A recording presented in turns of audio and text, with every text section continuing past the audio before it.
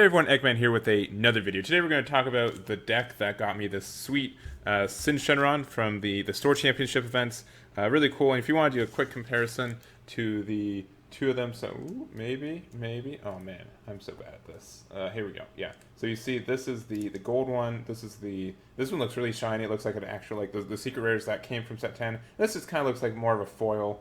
Not even like a super, just like a foil. So both of them look great, but like obviously this one looks a little bit better and a little bit more unique. But really, really happy I was able to get first with this deck, and it was a lot of fun. And shout outs to the people at Forever 10 Games for hosting the event, and also just the community there. It was super nice. It's not my local store, and they welcome me a lot. So I really do appreciate the event they held. So. Let's talk about the list. We've used Ginyu, and so if you guys don't remember, for the Store Championship events, they are Series 10 only, so it's only cards from Series 10. So anything that can, the tournament packs from this set, the starter decks, and then these leaders too. You can't even use like the new, Volume 2 Championship promos, so these are the only cards that are allowed. So it's a really small format. It's really interesting. The biggest thing that you will notice is that there's not really any hard negates. You have like the super rare negates, but they don't really negate the attack, right? They just do something on that attack. So it's a weird format for that, and really interesting. Why did I choose this leader? Because he's green, right? You know I love green leaders. But also, so he's got this really cool auto that when this card swings, reveal the top card of your deck. If it's a green Ginyu Force card with any cost of 2, you play it, then draw 1. And then when your life is at 4 or less, or you have 4 more Ginyu Force cards in play in your battle area, you can draw 2 and flip this card over. Boom. And the front side, or the back side, is pretty much the same thing with the reveal, draw, and play. But also has this active battle. Once per turn, for 1 green, you can choose up to 1 of your green Ginyu Force cards in your battle area. Gets plus 10k power for the battle. So that just helps you for everything. It's a draw 2 leader 2. Which is great too. But just like the fact that this can essentially do like a +2 every turn it plays a card from the top of your deck. Like it plays a 2-drop for free every turn and draws you 1 is really good. And especially since we're in such a limited format, like all the cards that you can play from them are good in the format too. So let's talk about it. For first or Unisons, I feel like you guys are probably going to be sick of seeing these, but like here's the cards. We use 4 Demigrads because this is like literally the best Unison in the game, and it's green, so we really like him. We use 2 Frieza Xenos. I don't think he's necessary. Oh, I guess I forgot to mention. I'm going to show the list verbatim. I'm going to have probably the verbatim list, and then also the changes I would make if I played this again. Frieza Xeno I never played, not once. I don't think it was super useful. This was supposed to be Golden Frieza, but I didn't have any. But I only played Demigra. I always saw it with 50, especially like it's easy with like some of the like rearranging our cards and stuff. That's hard. It's easier to find these cards too. And then 4 of the counterplay Friezas, really good in this format. Also, I've got a 4th one of the SPR ones. Shout out to Andrew Klinger for that. Now I feel complete on this, but man, I love these 8 cards, right? I'm putting these in like so many decks right now, so obviously it's going to be in this deck. Super good.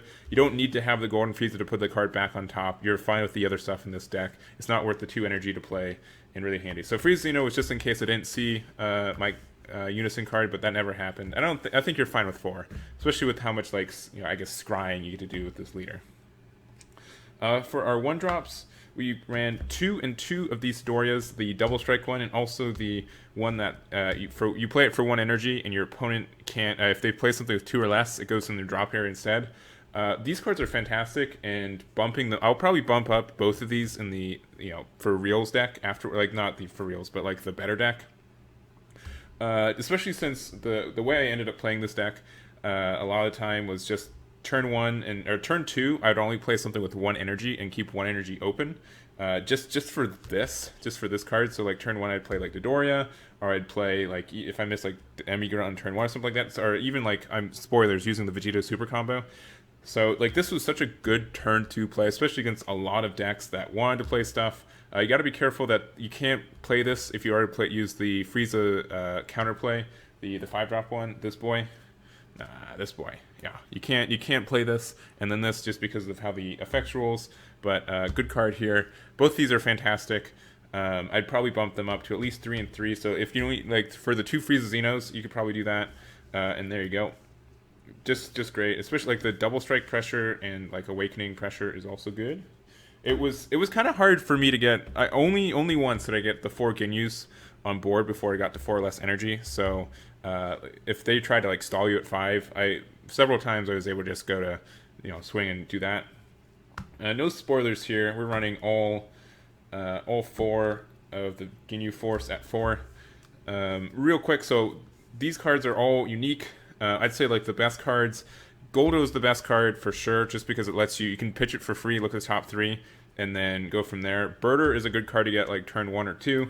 Jace is also a good card you want out early, just because every time he swings, he looks top 3 and can draw 1. And Raccoon is like an extension and stuff. So I love Goldo. He's the best one in my opinion. And then it goes Goldo, probably maybe Jace, then Birder, and then Raccoon. Birder is good as just a blocker. But Gold is, like, if you already have a Goldo on the board, then he's already looking top 3. But just really good cards. And don't be afraid to, like, combo these away or have them get KO'd, because they all have unique. Never really happened, but if there are some times where, like, you have, like, another one in your hand, you want to play it, just for that, I wouldn't be afraid to, like, combo these away. So there is that. All good cards there, and this is like the idea of the deck. And then also we ran 2 of these Ginyu. I would probably run 3 or 4. I just only had 2 when I played it, so I ran 2. But if I had more, I'd probably bump up to 3 or 4. And he's really good. He doesn't have unique, so he can help you with your leader effect, because you just need green Ginyu Force cards, and he's green and Ginyu Force. He also pumps up your leader. Are your Unison as well, which can be like, there's some tricky stuff you can do, like you can swing with your leader, and if you know if this card's on top, you play it, and then when it gets the boost inherently, so if your opponent like isn't going to negate it, and not like negates is a big thing, but like it just can like do a cool like little flip, and then you get plus 10k and stuff. Really cool card. I would normally add more. We have 1 dormant potential. This is literally the only copy I had on me at the time. A friend is borrowing some other ones, so I only ran 1. It was fine when I saw it. It was super good. And then also, I put these are like another negate. They cost 3 energy, which is kind of costly, but since we get to play stuff for free in this deck, it wasn't too bad. I never use them, but I would say if you need dormant, but if you don't have dormant potentials, don't worry about it. I would run at least as many as you had, right? 4 might be excessive, but 3 is definitely really good. Can stop your opponent from doing stuff, KO stuff, and it's just a really good card. So you can be like really aggressive and don't have to be worried about your opponent overextending and everything. So really good card. If you don't have them, just use these Zarbons, but I like them, and they're obviously pretty good, but they're expensive. So if you don't have them, don't worry about it. I also did 4 of this Ginyu Backbone of the Force. I never played it. Like I did 4 and 2. Because I'm like, okay, I'll probably need to play these cards eventually, but I never ever did. Just the sheer amount of cards I was able to play on the board and just kind of wipe and be really aggressive just made it super easy for me to hit over them. And usually most games ended on turn 3, and I went undefeated as well. They're best of 3. I didn't drop the game the entire for all 3 rounds either. And it just felt like these are just not needed. If you have like a side deck, this is best of 3. I thought it was best of 1, so I didn't build a side deck for it. These 2 for sure should probably be in the sideboard. These can probably stay in the main just in case it happens, but I didn't think it was like a huge deal, and it never really happened. But you kind of like, they're Ginyu Force cards too, so you can still like +1 if you get them from Jace and everything. But I don't think these are like showstoppers. We have, for our super combo, we've got 4 Vegeta, the Lone Prince, and we also have 2 of this Son Goku Power of Legend. I'd probably bump this guy up to 3, even though we only have these cards that discard. It just feels really good. Like turn 2, you can play this for 1, make him discard, and then you play Son Goku Power of Legend for free, and then you just threaten with crit, and then you can like pop something on their side of the board too. That felt really good a lot of the time. This is just a good super combo in general. And there's that, and then we also have 2 of these Secret Identity Mask Sand. This is an MVP for sure. There's not a lot of board removal in this kind of limited format, and we don't need a drop area at all in this deck. It's super easy to get to 6 cards in a drop since we play so many stuff. So if they keep hitting into our stuff and KOing them, they just fill up per drop. And this is just a good like extender to win the game, blow up all their cards. If they have like a bunch of cards that they can combo with that prevent you from swinging over for the game, this is just a good card for removing all of them, and it just felt good whenever I saw it. And then lastly, this was more of just like a swag, but I did run the secret rare Great Ape. I never used him. I don't think he's super necessary. If you don't have him, don't don't don't spend $100 to get this guy into your store championship deck. But there are several times where I'm just like, oh, I guess I'll leave an energy open just in case. But nothing super dangerous happened at all. It was just a cool card to have in my hand. But I like the card, and if you have it, why not put it in this deck because it works. And so real quick, normally what turn 1, 2, 3 would look like. Normally turn 1. So in your opening hand, the most important cards are probably... So Goldo is probably the most important card to start. Second to Demigra.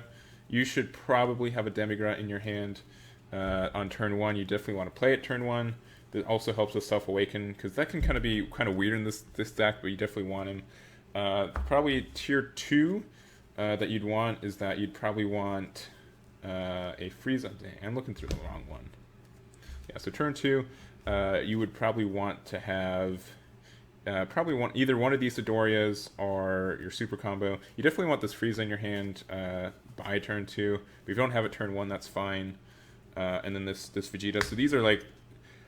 keep these cards in your hand. Probably keep these cards in your hand if... and then somewhat extra. If you already have the Vegeta, the Lone Prince in hand, you should definitely have that there.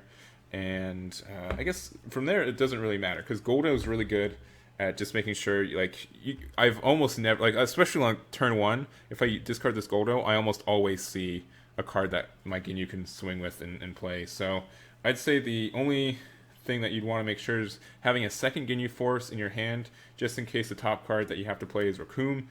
So I'd say, once again, having 2 Ginyu Force in your hand in the beginning is great. Jace is a good one because it also sets up, or Birder, both of these. So probably have either one of these 2 in your hand too. So that's just a quick breakdown on that. And it's really simple. You kind of have to play it once or twice just to make sure you know how the plays work. But just being able to kind of be aggressive, be able to play stuff for free, and you just amass resources as long as you play your cards smartly, which is really nice. And it felt really good. So that's really the deck. Obviously, Demigra and Frieza in this format just feel really strong in general. I played against one mirror match. That was probably the toughest match of the day. And then also 2 Pilafs. I was a bit worried about that matchup. And in general, I thought Red was... if Red had the counterplay Yamcha, that KOs a bunch of your stuff, which can be really devastating. But I didn't run into that. I would say that would be a problem card if it came up more. So that's something to look out for.